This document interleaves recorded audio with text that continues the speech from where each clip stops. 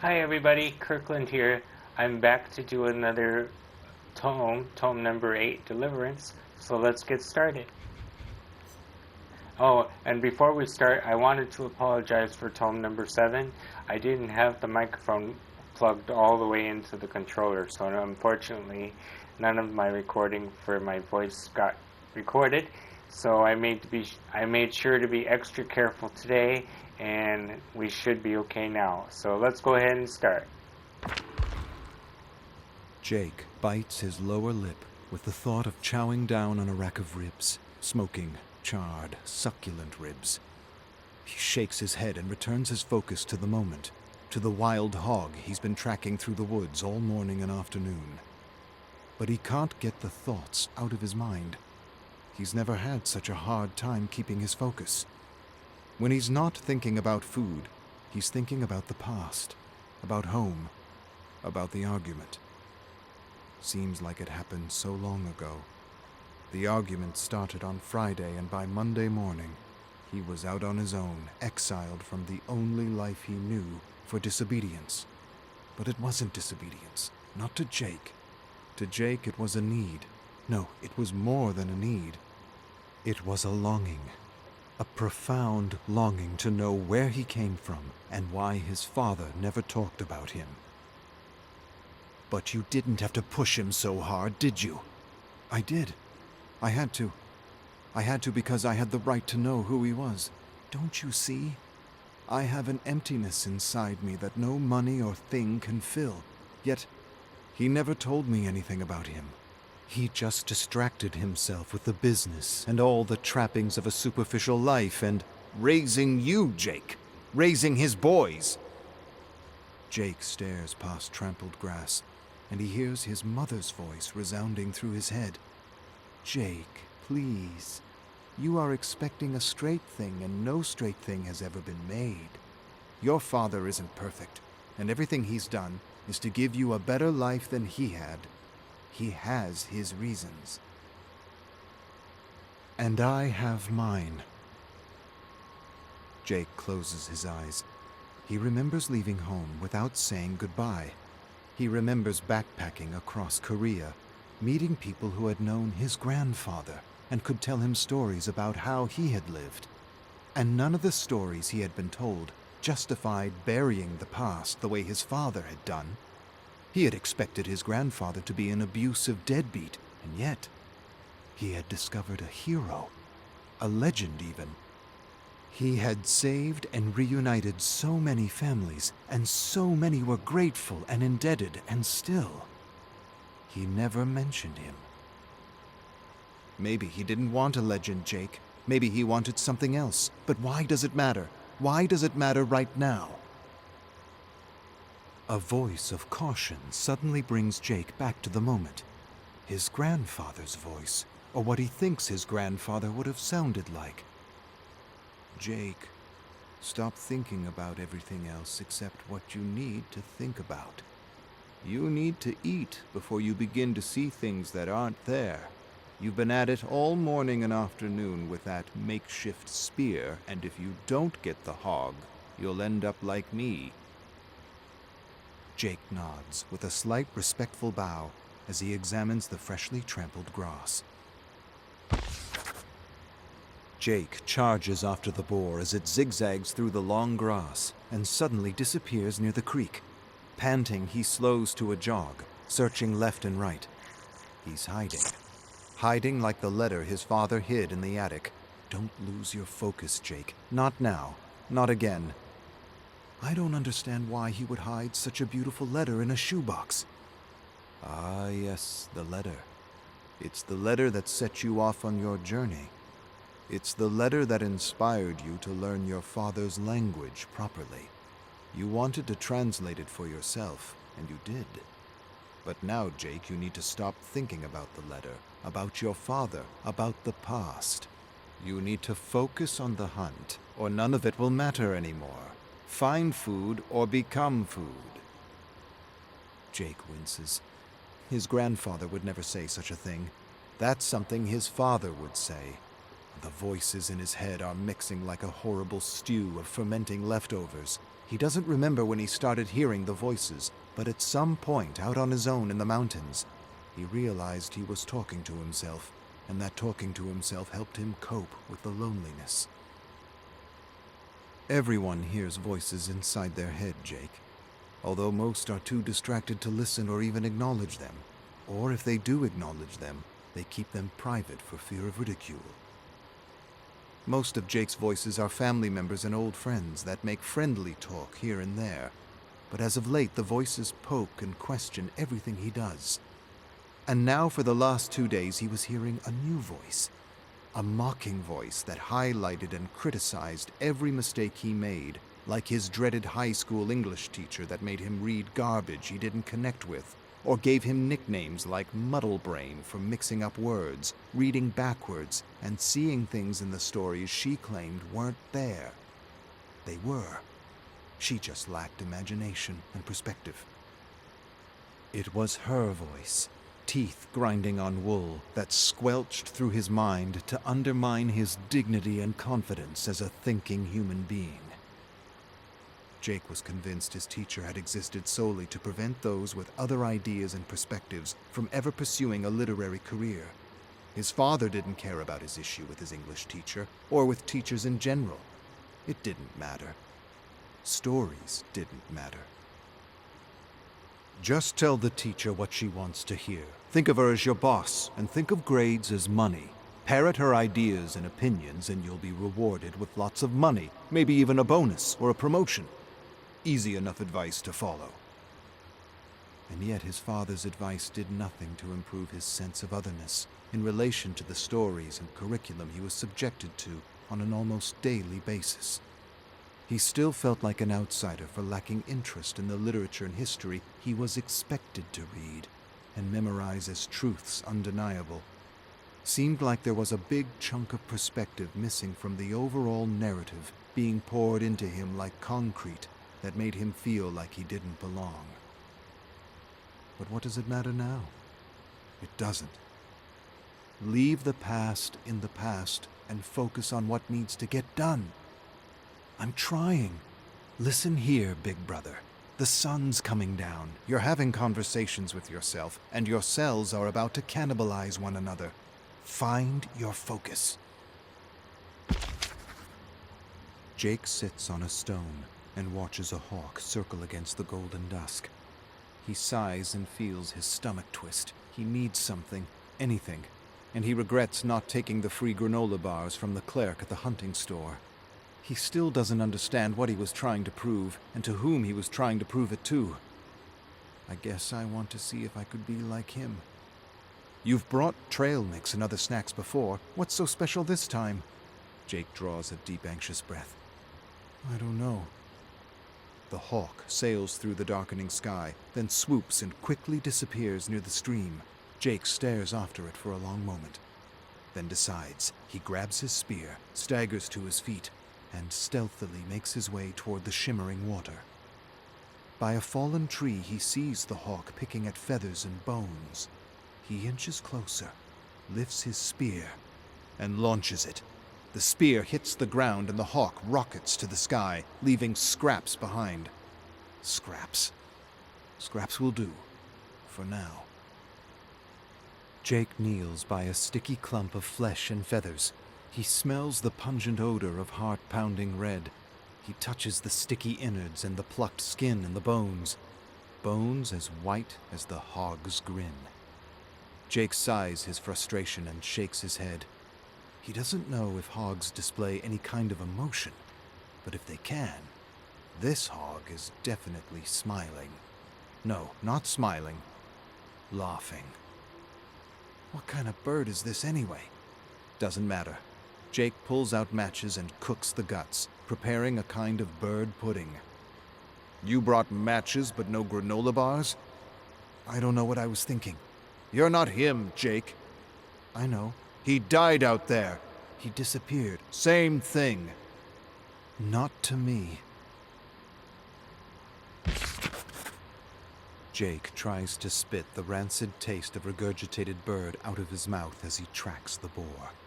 His stomach rejected most of what he tried to stuff into it, but he's grateful he got some nourishment for his starving cells.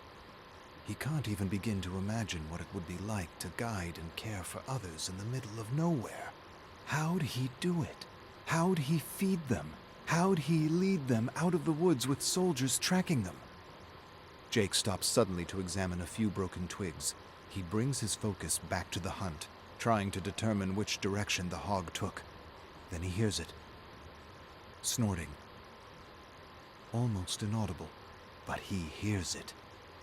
He turns toward a patch of shuffling high grass and narrows his gaze. The snorting grows louder and louder. He's laughing at me. Son of a bitch is laughing at me. You aren't worthy, kid. The hell I'm not. Jake launches his spear into the moving grass. A high-pitched squeal follows, and the hog jolts away. Jake surges after him, tracking a trail of red to the mouth of a small cave. He laughs to himself and knows he will feast tonight. He's done. So sure?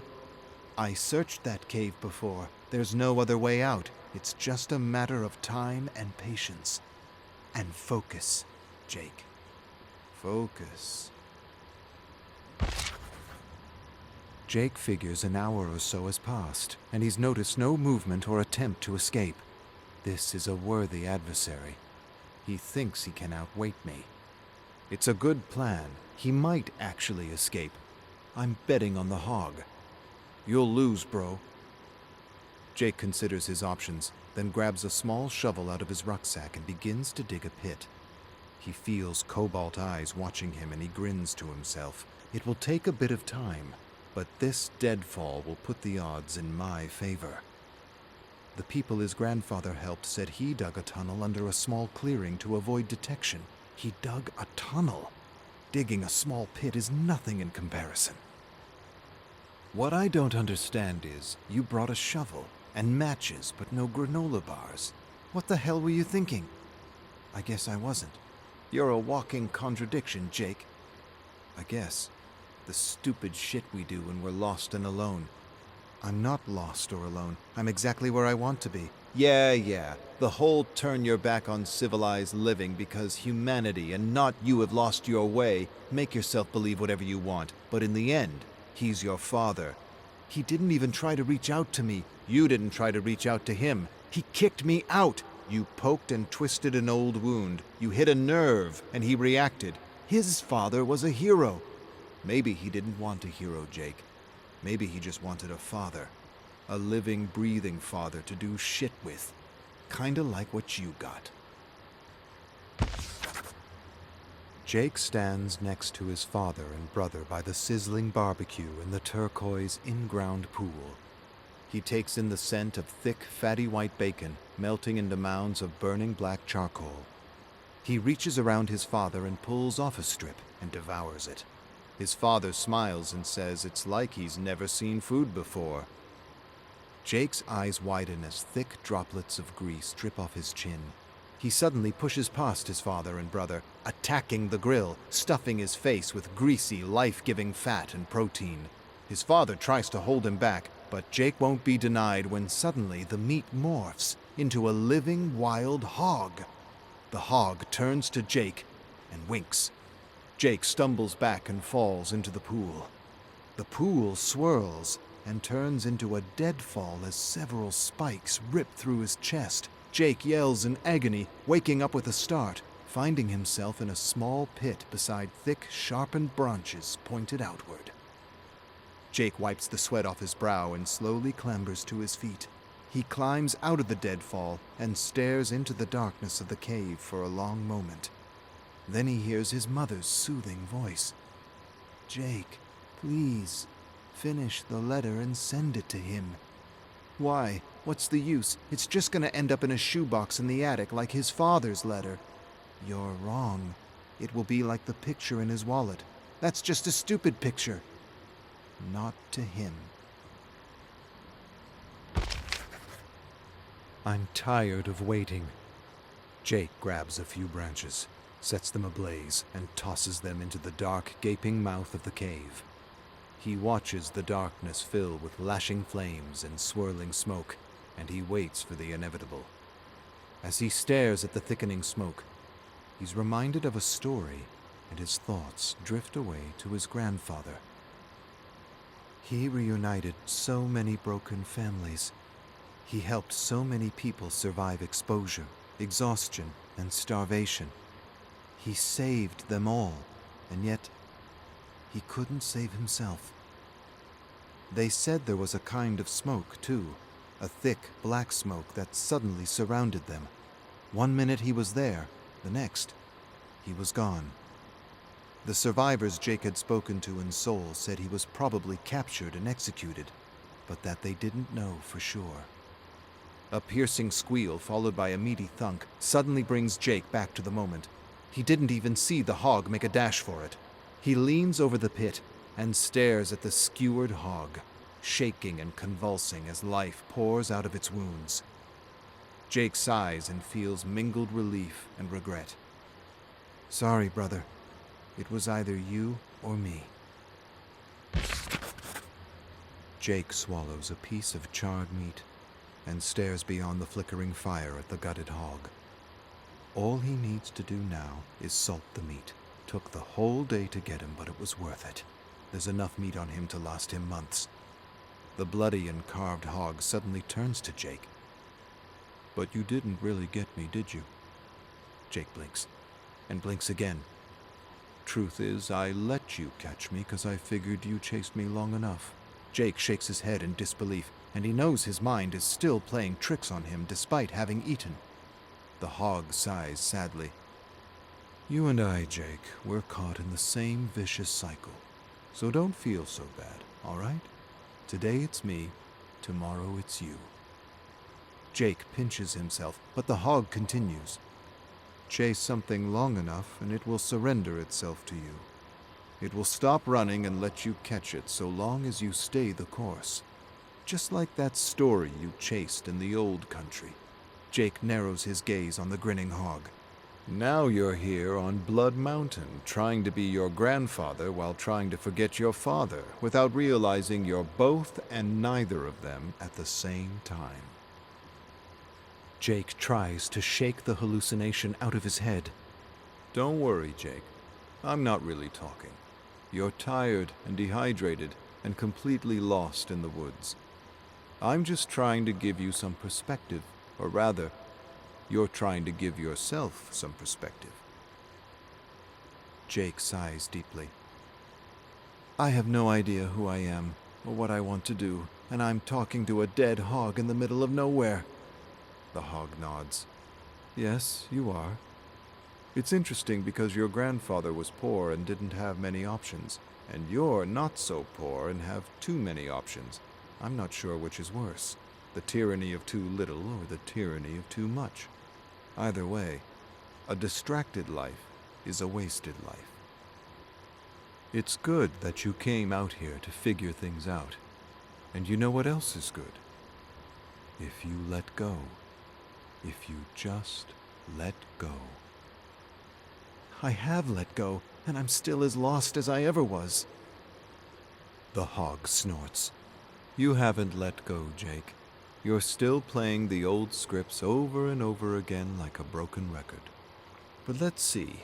You like chasing stories, especially the hidden ones. You talk to yourself constantly, and you like being alone. Maybe you're a writer, Jake. Or maybe you're a historian. Jake laughs out loud. Are you kidding me?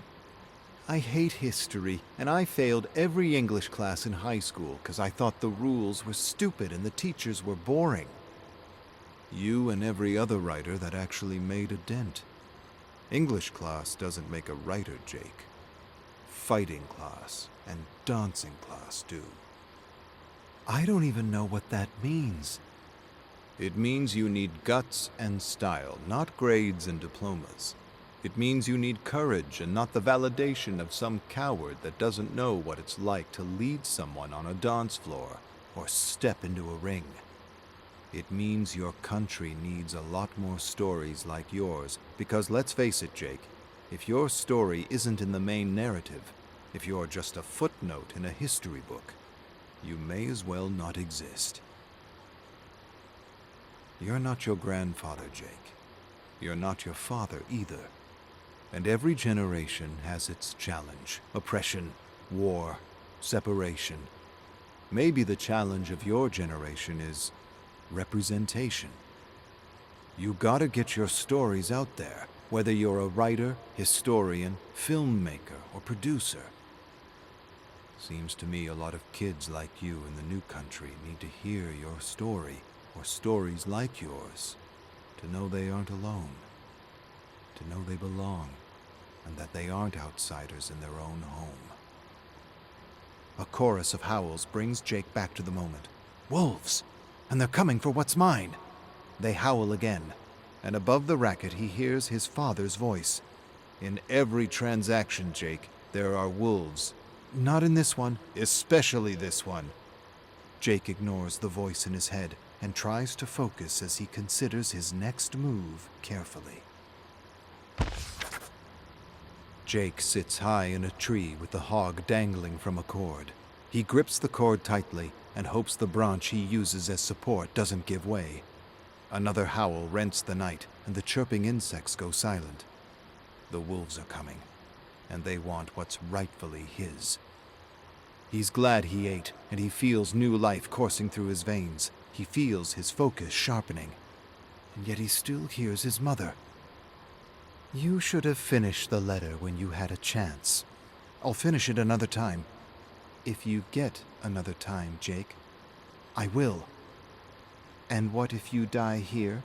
What if you go missing? Your father will sell everything just to find you. Yeah, right. All he cares about is his packaging empire. You really don't know your father if that's what you think, or why he carries that picture with him everywhere he goes. Jake scoffs. The picture means nothing. Even the fortune teller didn't know what it meant. But it means something to him, Jake. It means the world to him.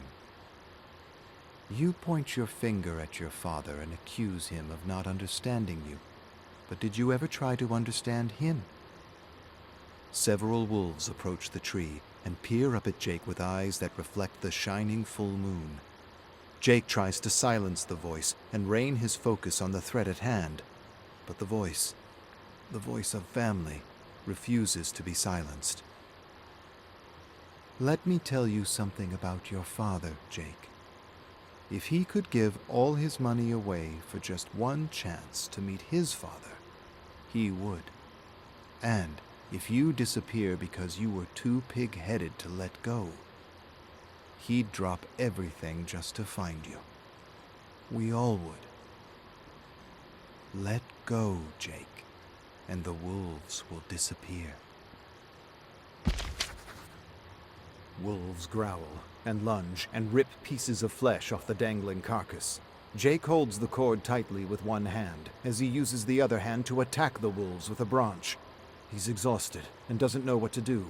He feels like a tick, beaten and battered by the rain. Broken, beaten, defeated.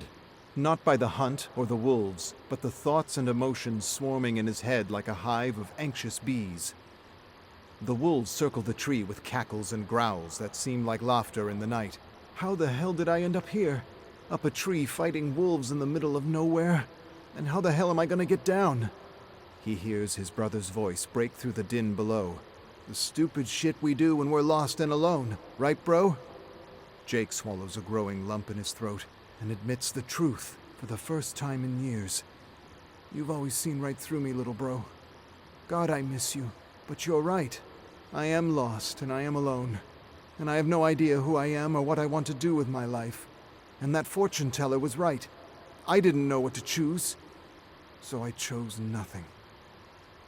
His mother's voice returns. No, Jake. He was wrong. You did choose something. Jake draws a deep shuddering breath and closes his eyes, remembering his first birthday as his mother had described it so many times. He's dressed in his first red and blue hanbok, sitting on a white blanket with all kinds of objects spread before him. Pens, rice, paint, ink, brushes, money. His aunts, uncles, and cousins encourage him to choose something with exaggerated baby talk. The fortune teller asks everyone to be quiet, and says the object Jake picks first will be the driving motivation of his life. The birthday boy drags himself toward the objects, drags himself past the pen, past the rice and the cake, past the ink and the brushes. Nothing seems to interest him. But then, he spots something. His eyes go wide with excitement, and he charges toward the money. Yells, screams, more baby talk to encourage him to take the money. But Jake doesn't take the money. He doesn't even look at it. He surprises everyone by charging past the money with perfect focus, and he only stops when he reaches a man kneeling in prayer. 1-year-old Jake looks up at his father, smiles, and grabs his finger. His father smiles back at him, and his mother takes a picture. The picture. Jake opens his eyes, and now he hears his mother's voice above the snapping and snarling wolves. The fortune teller didn't really know what to tell us. He said we didn't arrange the objects properly. He said you chose nothing. But I think we both know he was wrong. I don't understand. It's been years, Jake. Finish the letter, teach him about his father, and come back home. I wouldn't know what to write, what to say. You'll figure it out. Just remember that he respects what you did, because in the end he knows you chose family. You always did, and you always will. That's why I know you'll do what needs to be done. Come back. Help him complete his story.